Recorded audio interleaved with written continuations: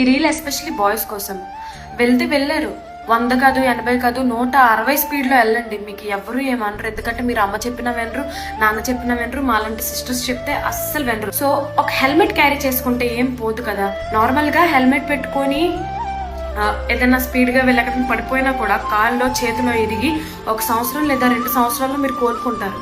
But helmet పెట్టుకోకుండా ఇంత స్పీడ్గా ఎగబడిపోయి ఎక్కడికి పడ్డారనుకోండి, ఒక్కసారికి తలకాయ లేచిపోద్దు. అంత స్పీడ్గా మీరు ఎక్కడికి వెళ్ళిపోతున్నారు? బాగానే మోటివేట్ చేస్తాడు పక్కనోడు, ఏమని, మాయా బుల్లెట్ కొన్నాం, మాయా డామినర్ కొన్నాం, అంత స్లోగా వెళ్తా పెట్టి మాయా ఆరా మైనస్ అయిపోద్ది, దేనికైనా గుద్దుకుంటే ఆరా నిజంగానే మైనస్ అయిపోద్ది. అండ్ నేను చాలాసార్లు హైవేలో అబ్బాయిలకు అబ్జర్వ్ చేస్తుంటాను, ఇలాగా ఎంత వంపులు తెప్పాల్సిన అవసరమే ఉంది బండికి. నార్మల్ గా ఇలా స్ట్రైట్ గా వెళ్ళినా కూడా నువ్వు అనుకునే డెస్టినేషన్ కి రీచ్ అవుతావు కదా బ్రో. ఏం లేదు, వాళ్ళు ఒక బేసిక్ స్పీడ్ మీద వెళ్తారనమాట. మీరు వెళ్ళే స్పీడ్ కి ఒక కార్ని గుద్దుకుంటేనే కార్ లొత్తపడిపోద్ది. అలాంటిది ఒక మనిషిని గుద్దారు అనుకోండి, ఫర్ ఎగ్జాంపుల్ పెళ్ళోడు ఉన్నాడు, లేకపోతే ఆంటీ అంకుల్ ఎవరినో ఒకరు గుద్దేశారు అనుకోండి, ఏ డివైడర్ తగిలో, లేకపోతే ఏ ఫెన్స్ తగిలో, లేకపోతే తారు రోడ్డే కదా, తారు రోడ్డు పాగురుకుంటూ వెళ్ళి చచ్చిపోతారు వాళ్ళు. అప్పుడు హాస్పిటల్స్ అంటూ, పోలీస్ స్టేషన్స్ అంటూ, కోర్టులు అంటూ, బెయిల్ అంటూ తిరుక్కోవాలి మనమే. నేను చెప్తున్న దానికి నెగిటివ్ గా తీసుకుంటే నేనేం చేయలేను, కానీ ఈ రోజుల్లో ప్రతి ఒక్కడు స్పీడ్ గానే వెళ్తున్నాడు.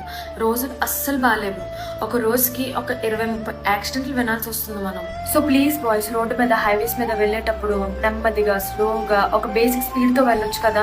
చూడడానికి ఒక్కడు ఎంత అందంగా ఎంత హ్యాండ్సమ్ గా ఉంటారు మీరందరూ. అలాంటి అందమైన మొహాల పైన చెత్త చెత్త మరకలు, మచ్చలు, గాయాలు తగిలితే ఎలా ఉంటుంది చెప్పండి.